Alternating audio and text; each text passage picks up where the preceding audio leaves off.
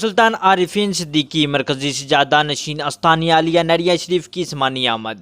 املو گفا کے مقام پر ڈاکٹر سلطان العارفین صدیقی اور ممبر اسمبلی چودھری علی شان سونی کا والہانہ استقبال کیا گیا۔ پھولوں کی پتیاں نچھاور کی گئیں، ہر طرف اللہ کی صدائیں بلند کی گئیں۔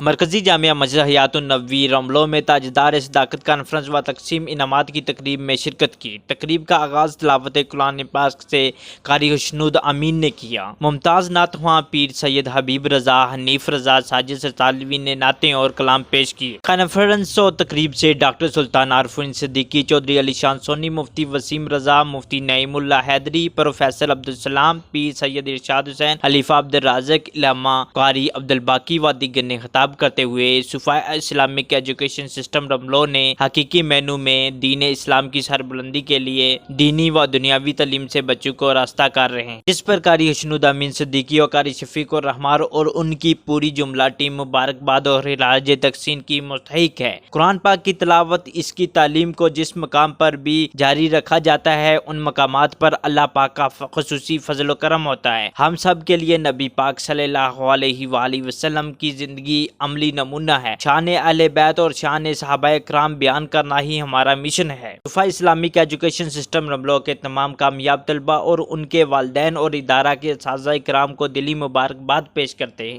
تقریب میں علماء اہل سنت کونسل تحصیل سمانی کے عہدیداران، علماء کرام، صحافیوں، مختلف مکاتب فکر سمیت کثیر تعداد علام علاقہ نے شرکت کی۔ قبل ازیں سجادہ نشین استان عالیہ نہریہ شریف و چانسلر محی الدین اسلامک یونیورسٹی نہریہ شریف کا سمانی آمد پر جنی چوترا کے مقام پر والہانہ استقبال کیا گیا۔ مولایا صلی